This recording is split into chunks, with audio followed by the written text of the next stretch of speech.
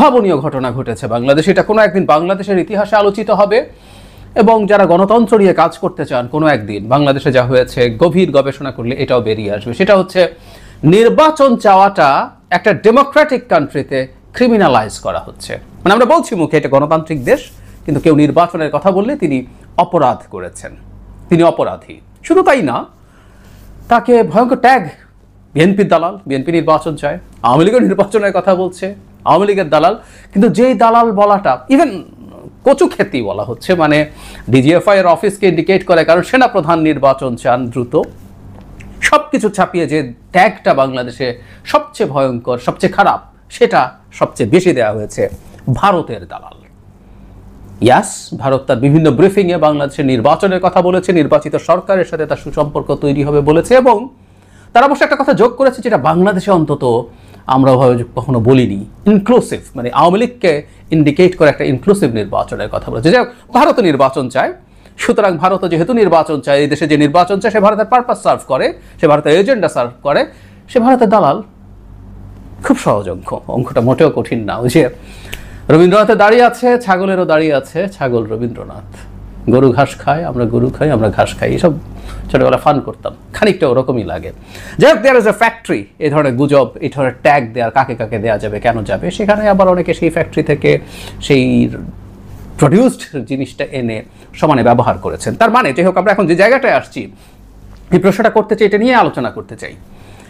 তার মানে বাংলাদেশে যদি ফেব্রুয়ারিতে নির্বাচন হয়, সব ঠিকঠাক থাকলে এটা তো ভারতের ষড়যন্ত্রের নির্বাচন নিশ্চয়ই, কারণ ভারত ষড়যন্ত্র করে নির্বাচন করাতে চায়। বিএনপির সাথে তার ডিল হয়েছে, বিএনপি ক্ষমতায় এসে দেশকে আবার ভারতের কাছে বেচে দিবে, শেখ হাসিনা যেমন দিয়েছিল, বা পারলে আরো বেশি দিবে, তাই তো? এবং একজন সেনাপ্রধান আছেন যিনিও মারাত্মক ভারতের দালাল, তারা মিলে দেশটাকে বেচার বন্দোবস্ত করছেন, তাই তো? তাহলে এই ষড়যন্ত্রের নির্বাচন কি দেশপ্রেমিকদের, সো-কল্ড দেশপ্রেমিকদের ঠেকানোর চেষ্টা করা উচিত না? কি বলবো আমরা? এই আলাপ তো করতে হবে। এই নির্বাচন কোনোভাবেই তাদের হতে দেওয়া উচিত না, এরকম একটা স্ট্যান্স তো নেওয়া দরকার। আসলে আমরা খেয়াল করি, ডিসেম্বরে নির্বাচন চেয়েছে বিএনপি, এটা ফেব্রুয়ারিতে গেল। ধরলাম ডিসেম্বর নির্বাচন বিএনপি চেয়েছে, সেনাপ্রধান চেয়েছে, ভারতও তাই চেয়েছে। এখন এমন কিছু কি ঘটলো যে এটা জানুয়ারির শেষ হয়ে ফেব্রুয়ারির ফার্স্ট উইকে বা সেকেন্ড উইকে, মানে 1 থেকে 1 মাস সময় যদি বেশি হয়, সেই নির্বাচনের মধ্যে কি আমরা এমন কিছু করে ফেলতে পারবো যে ভারতের ষড়যন্ত্র ঠেকিয়ে আমরা স্বাধীন সার্বভৌম দেশ হয়ে যেতে পারবো? নাকি এই আহ্বান তো জানানো হয়েছিল যে 5 বছর ডক্টর ইউনূসকে রাখতে হবে, একটা জাতীয় সরকারের ফর্মুলা দেওয়া হয়েছিল, এবং সেটার মাধ্যমেই ভারতের আধিপত্যবাদ চিরকালের মতো শেষ করে তারপর বাংলাদেশে নির্বাচন হবে। তো 1 মাসের মধ্যে কি হবে আসলে? ইভেন এপ্রিলেও যদি নির্বাচন হতো, 3 মাসে ভারতের আধিপত্য ঠেকাতে আমরা কি করতে পারতাম? বা জুন সর্বশেষ সীমা প্রধান উপদেষ্টার বলা, কি করতে পারতাম এর পরের 6 মাসে? না, 5 বছর থাকতে হতো, এবং বলা হচ্ছিল 5 বছরই রাখতে হবে, না হয় ভারতের আধিপত্যবাদ ঠেকানো যাবে না। তো এখন যে ফেব্রুয়ারিতে নির্বাচন হয়ে যাচ্ছে ধারণা করা যায়, আমি আগের এটারই রিয়াকশনে বলেছি যে কিছু ফর্মাল কথাবার্তা আছে, যদি কিন্তু আছে সংস্কার বিচার টিচার, কিন্তু আমি মনে করি এখানে এক ধরনের কনসেনসাস হয়েছে।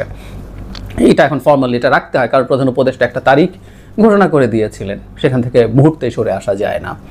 তো কি করা উচিত তাহলে? আরও উদ্ভট ন্যারেটিভ আসছে, আমি এই প্রশ্নটা জবাব দেবো, তার আগে উদ্ভট ন্যারেটিভগুলো নিয়ে কথা বলি। ডিসেম্বরে ইলেকশন চেয়েও নাকি ক্রাইম হয়ে গেছে, এটাও ভারতের প্রেসক্রিপশন। আপনারা জানেন যে খুবই ইনফ্লুয়েন্সিয়াল মানুষজন এসব কথাবার্তা ছড়াচ্ছে, এবং ফেব্রুয়ারিতে নির্বাচন হওয়া বিএনপির জন্য সবচেয়ে ভালো, কারণ বিএনপি আগে 2 বার ফেব্রুয়ারিতে নির্বাচন করে ক্ষমতায় এসছে, সেটা সে ক্যাম্পেইনে ব্যবহার করতে পারবে। এবং ডিসেম্বর আওয়ামী লীগের মাস, আওয়ামী লীগের ন্যারেটিভ সেখানে অনেক বেশি থাকে, তাই ডিসেম্বর ঠিক না। আচ্ছা, আমি একটা জিনিস একটু জানতে চাই, আপনাদের যদি কারো আগ্রহ থাকে, গালিগালাজ তো করবেনই অনেকে, তার বাইরে যদি কারো আগ্রহ থাকে আমাকে একটু জানাবেন। মানে ফেব্রুয়ারিতে বিএনপি আগে 2 বার জিতেছে, সেটাকে তার জেতার নতুন মাস হিসাবে, তার জেতার মাস হিসাবে সে ব্যবহার করে ইলেকশনে জিতবে, আর ডিসেম্বরে হলে মানে বাংলাদেশে আগামী নির্বাচনটা কি আদতে কোনোভাবে কোনো রকম কোনো প্রতিদ্বন্দ্বিতার সুযোগ আছে যে বিএনপিকে এত মেটিকুলাস প্ল্যান করতে হবে? এটা আমাদের জন্য দুর্ভাগ্যজনক, এটা কিন্তু সত্য। আমি এটা প্রায় বলি যে আমাদের কপাল খারাপ আসলে, যে আমাদের সামনে অন্তত 2টো নির্বাচন, এটা তো বটেই, পরেরটাতেও বিএনপি খুবই ফেয়ার অ্যাকসেপ্টেবল নির্বাচনে জিতে যাবে। পরের বার সিট খানিকটা কমবে, কিন্তু জিতে যাবে।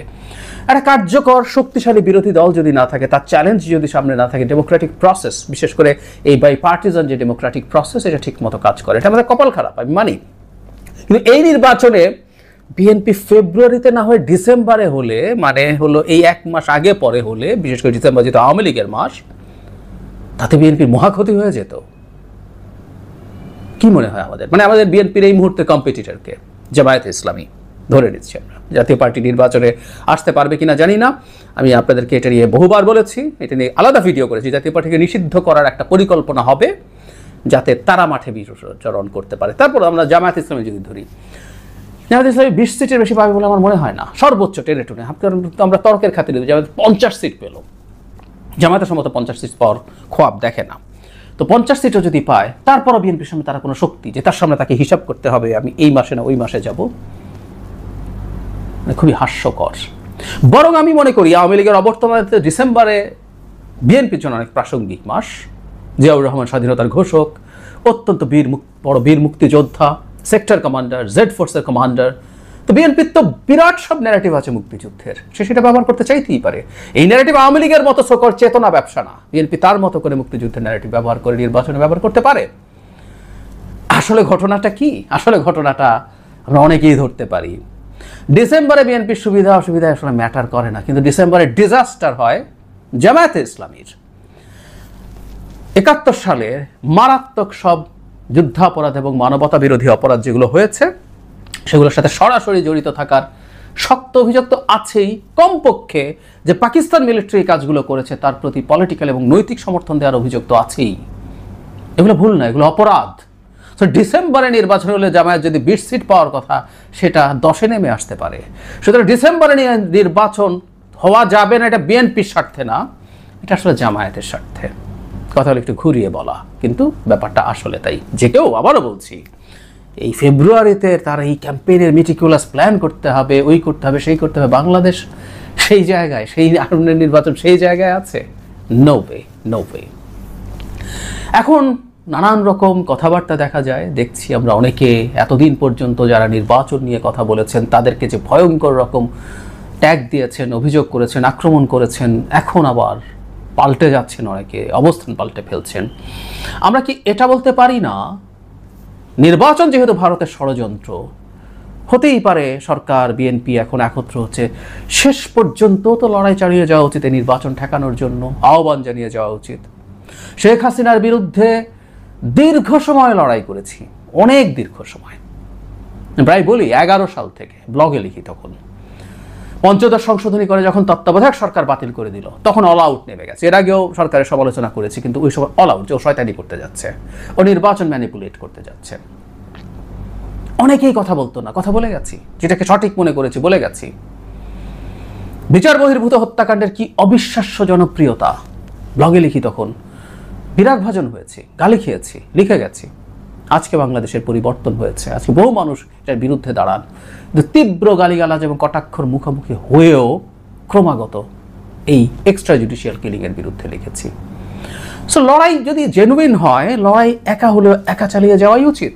কারণ এটা তো সত্য, ভারত বাংলাদেশকে আবার হাসিনার কাছ থেকে যেভাবে কিনে ফেলেছিল, হাসিনাকে যেভাবে দাসী বানিয়ে ফেলেছিল, আরেকটা নির্বাচনের মাধ্যমে বিএনপি জনাব তারেক রহমানকে দাস বানিয়ে ভারত আবার বাংলাদেশকে কবজা করে ফেলবে, করদ রাজ্য বানাবে, কলোনি বানাবে, এটা তো ঠেকানো উচিত অ্যাট এনি কস্ট।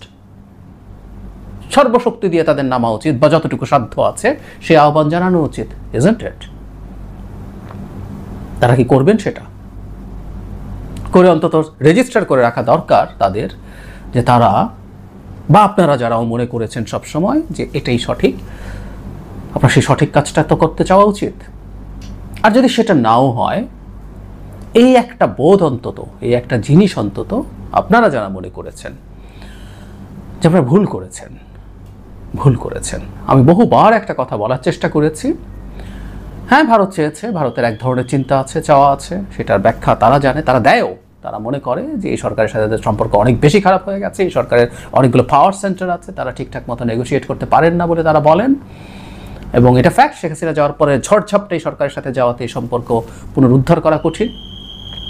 আমি মনে করি পরবর্তী সরকারের সাথে ভারতের সাথে একটা ওয়ার্কিং রিলেশন তৈরি করতে হবে। ভারতের সাথে শত্রুতা করা যাবে না, তবে সেই ওয়ার্কিং রিলেশনটা হতে হবে আত্মমর্যাদার ভিত্তিতে। এবং আমি বিশ্বাস করি বাংলাদেশে কোনো সরকার আসলে আর ক্ষমতায় থাকতে পারবে না, প্রায় বলি কথাটা, ভারতের সাথে যদি তার আত্মমর্যাদার সম্পর্ক বিসর্জন দেয়। বিএনপি দিলে বিএনপিকে মাসুল দিতে হবে। অহেতুক কতগুলো ট্যাগ করে, কারণ ভারতের দালাল, এটা শোনার পর অনেকের মুখ বন্ধ হয়ে যাবে, অনেকে মনে করেছেন। আমাকে অনেকে লিখেন, আমি দেখেছি যে এত কিছু বলেন, এত গালিগালাজ করেন, আমি তো আবার কমেন্ট বক্স বন্ধ করি না। সো এটা দেখেও কেন আমি থামছি না, আমাকে থামানোর জন্য আপনারা অনেকে নেমেছেন, আরও নামবেন, আমি জানি আজকের এই ভিডিওতেও আসবে, নো প্রবলেম দেয়ার।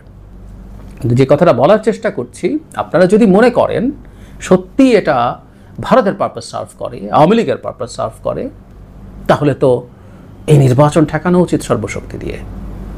আর যদি ঠেকাতে না যান, তাহলে না স্বীকার করা দরকার মিথ্যাচার করা হয়েছে, অহেতুক পোলারাইজেশন তৈরি করার জন্য মিথ্যাচার করা হয়েছে। দেশ জাতি বড় ব্যাপার না, ব্যক্তিগত ইগো, ব্যক্তিগত কিছু হিসেব নিকেশ এটার পেছনে কাজ করেছে। দেশ গোল্লায় যাক। বটম লাইন, আমি আগে অনেকবার বলেছি, দীর্ঘদিন থেকে বলছি, দীর্ঘদিন থেকে লিখছি, একটা অ্যাকসেপ্টেবল পার্টিসিপেটরি ইলেকশন দেশ পাল্টায়। যথেষ্ট এম্পেরিক্যাল এভিডেন্স আছে এটার পেছনে, এটার পক্ষে, এবং ওভাবেই দেশ পাল্টায়। আসলে কেউ বলছেন 3 মাস পরে কি হবে, সংস্কার লিখে ফেললে হয়ে যাবে। না, হয় না, সত্যিই হয় না। যারা মনে করেন হয়, তারা আসলে বর্তমান পৃথিবীর আপডেটগুলো ঠিকঠাক মতো নেননি। একটু নিলেই দেখবেন ওয়েল রিটেন কনস্টিটিউশনের মধ্যে অটোক্রেসি তৈরি হচ্ছে, এবং কেউ বলছে না সংবিধান পাল্টাও। এটা পলিটিক্যালি ফাইট করতে হয়। আমি সংস্কারের বিরুদ্ধে বলছি না, অহেতুক এটা মনে করা না। আর এই জন্য বলছি, এমন কিছু মানুষজন এগুলো বলছেন যাদের এই গানগুলো আছে, কিন্তু তারা বলছেন এটা শয়তানি, এটা নির্বাচনকে পিছিয়ে নেওয়ার চেষ্টা। এগুলো সব ভুল, এগুলো সব ভুল জায়গা।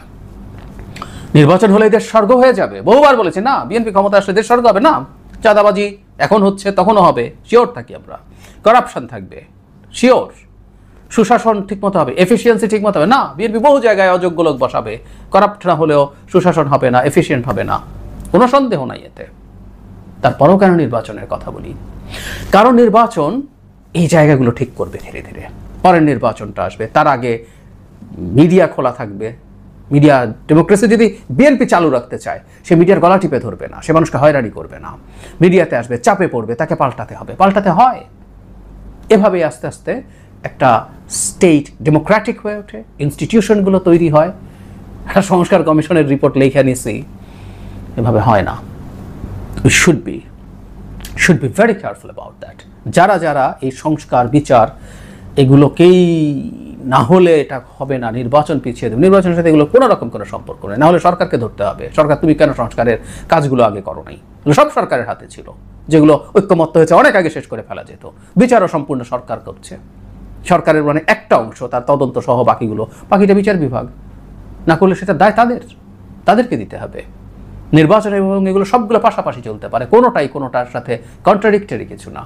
মুখোমুখি বসানোর চেষ্টা করা হয়েছে, ভারতীয় ট্যাগ দেওয়া হয়েছে, নির্বাচনটা পিছিয়ে নেওয়া যায় না। নির্বাচন যত পেছায়, অনেক মানুষ বাস্তবে ফর্মালি ক্ষমতায় এবং ইনফর্মালি নানা রকম ক্ষমতা এনজয় করতে পারেন।